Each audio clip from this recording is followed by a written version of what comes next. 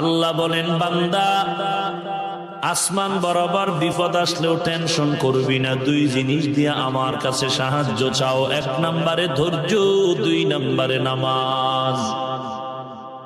ধৈর্য এমন দামি একটি সম্পদ, হাসরের ময়দানে আল্লাহ বলবেন ধৈর্য ধারণকারীরা বিনা হিসাবে জান্নাতে যাও। ইন্নামা ইউওয়াফাস সাবিরুনা আজরাহুম বিগাইরি হিসাব। আল্লাহ বলবেন ধৈর্য ধারণকারীরা বিনা হিসাবে জান্নাতে যাও।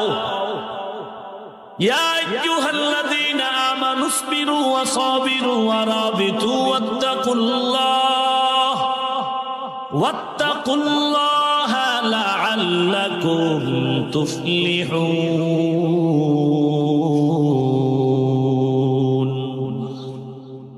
এই কালামে জিন্দা কোরআনে হাকিম, হিকমতে উলা ইয়াজালসতু কদিম, জামিউল ইলমি ফিল কোরআনে হাকিম, তাকাসারাত আনহু আফহামুর রিজালি।